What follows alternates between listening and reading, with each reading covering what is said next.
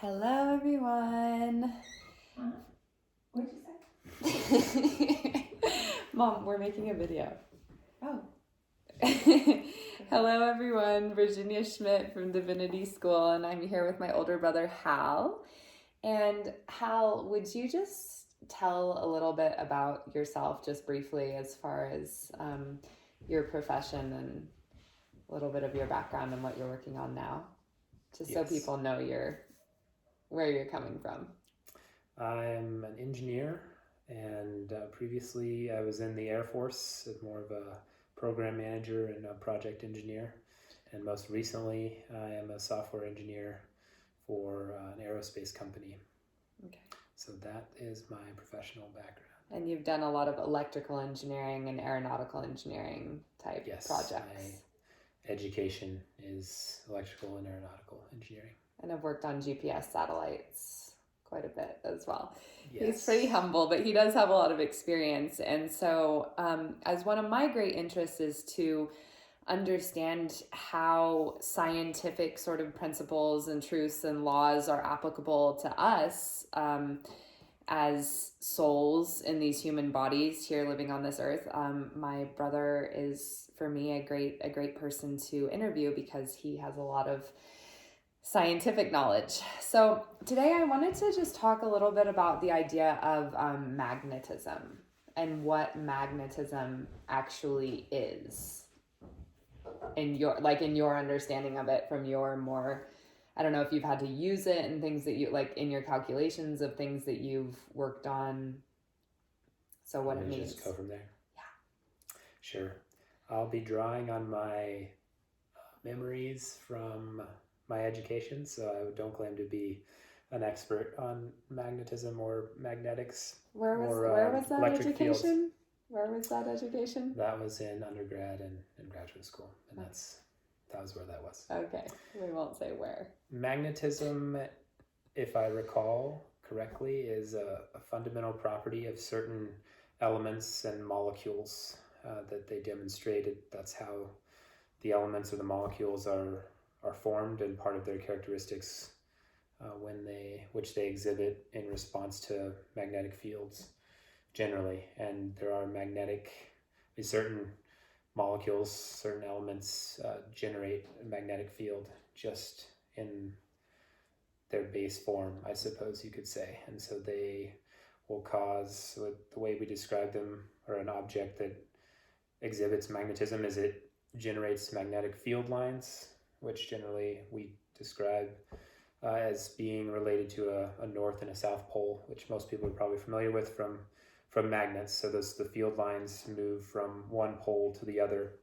based on, I believe, the arrangement of the molecules inside the magnet itself, or the magnetic object. And then other molecules or types of materials that have magnetic properties will respond to those magnetic fields if they're close enough. So I think that magnetic fields, at least in theory, they're stronger the closer you are to the magnetic object, and then they become weaker as you or the other magnetic object move away. But in theory, the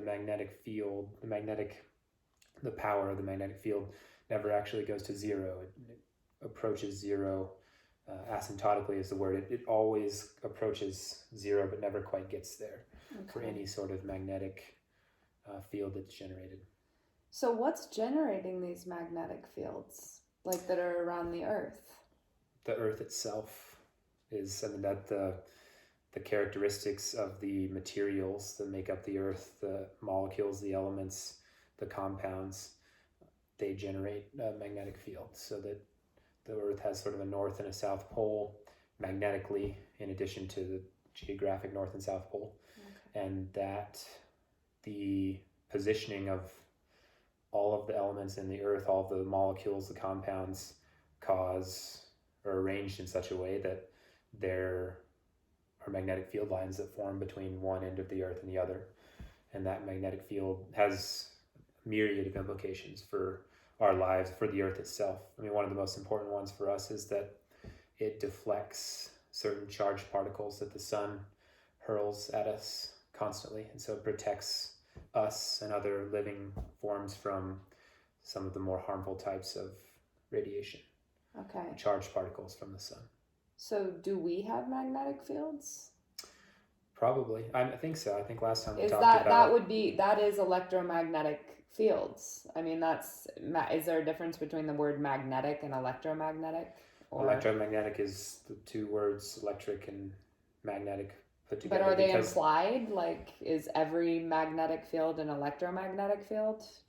I think that our physics describes when a current passes through a wire, which we talked about last time, it generates both a magnetic field and an electric field. When a current passes through a wire, so when electricity passes through like circuitry. Right. For example, in the house, when we turn on the light, then there's a current flowing from the circuit breaker at the house, the electric panel, through all the copper wire in the house and then into the light. Right. There's an electric and magnetic field, an electromagnetic field that's running around the wires, if you will, from the breaker to the light. Yes, and you can measure that. So last time we talked about electrical currents in our bodies flowing from point to point from neurons. Through circuitry. I mean, you could think of it through circuitry. The body's version of circuitry. Right. If you define a circuit as just something that carries current, then yes. Right.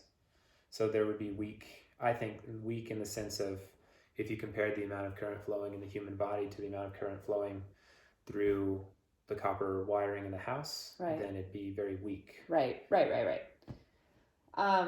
But so maybe also that's interesting with what you're saying is one of the most important things about what these magnetic lines of the earth do is protect us.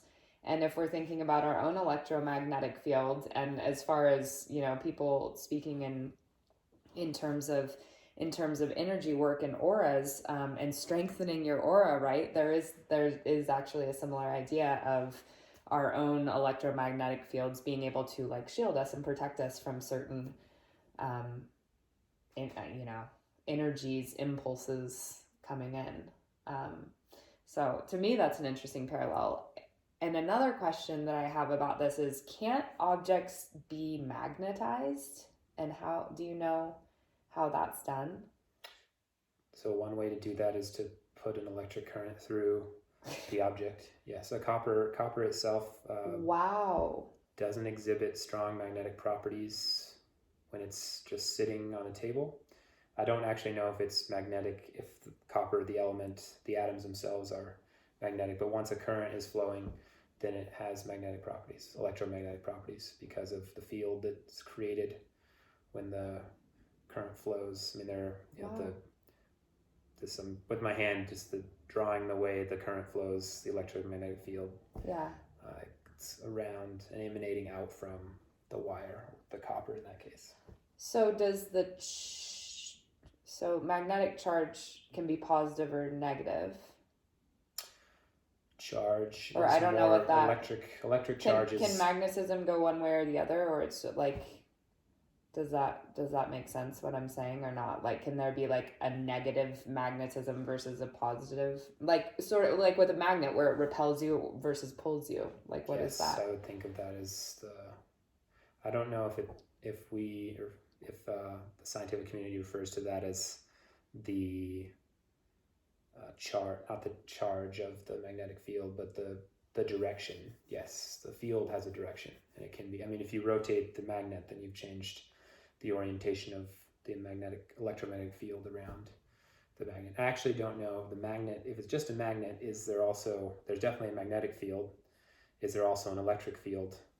I don't know, but the way it's described in physics is the magnetic field. If this was a field line, if you will, then the electric is perpendicular to it. It is a way of sort of visualizing it, and that combination is the electromagnetic field. Wow. Yeah. Can you do you do any implications of that? I mean, what does that mean, or what are any implications of that as far as the relationship between magnetism and electricity creating the electromagnetic field? Well, we use it. We're using it right now to record this Really? this video. How? This is recorded on a phone. Okay, so the circuitry inside this camera relies on magnetic fields to probably a fairly significant extent in how it operates. And that the phone, when you're talking with someone, you are making use of an electromagnetic field that the phone is generating to communicate with the cell tower, and the cell tower uses another electromagnetic field that it transmits back to talk with the phone, to communicate with the phone. So it's it's very powerful and very fundamental to our lives that we're living today, in the sense of using electronics and using wireless communications. The internet, when it's over Ethernet cords, for example, in a house, Wi-Fi is electromagnetic radiation, but the signals that your modem or router in your house is sending to your laptop or computer they're electromagnetic. The signals are electromagnetic fields, I suppose you could say, traveling from point to point in the wires. The current that gets transferred between the voltage, I suppose. So I don't want, maybe not to go into too much detail, but it's anything that is using electronics is making use of our understanding of electromagnetic fields. Almost anything. So are these electromagnetic fields are we making use of electromagnetic fields that are already there? Like we're basically tapping into this to be able to use them to send signals over, or are we creating those electromagnetic fields with? In a phone or a laptop or a computer, the device is creating those electromagnetic fields. So you could say we're taking advantage of putting to use for our purposes the natural properties of the elements and molecules that we use to build all of the components that go into a phone and a laptop, like copper or silicone or germanium or phosphorus or boron, all the things that make modern semiconductors All have magnetic properties. Right. Okay. Well, or we excite them into such a state that they exhibit magnetic properties. Excite them into such a state. So we'll wrap this up, and I think you guys can understand why I love talking to my brother so much. It's so often things that we take for granted, and how our cell phones actually work, and how our cell phones and computers are communicating with each other, and that has to do with electromagnetism, of course. But I just want to end by saying, for me, this is a beautiful metaphor because, as a lot of you know, and I've talked about it before, A Course in Miracles talks about the body as a communication device, and that this body is just a communication device, that basically our souls, it's like our body is to our soul as a cell phone is to the body. So it's like our souls are like using our bodies like a phone, or like to be here in this physical world communicating with each other. But to me, when you're talking about that with the electromagnetic fields created based on the elements that like create our phones, to me, I can draw a lot of parallels with that in the body. And as we know, we do emit measurable electromagnetic fields ourselves that communicate with each other, like our electromagnetic fields are communicating right now. I know you feel like you haven't seen enough research about that, but I definitely wouldn't rule it out. Yeah. So anyways, it's been really nice talking to you guys. Mom, do you want to come get in and say bye? And our mom says Come on over, Mom. And for those of you who have been watching, we do have a new niece in the family, and so congratulations to my brother on that. That's why we're here visiting and sending our electromagnetic love out to all of you guys on this electromagnetic wave.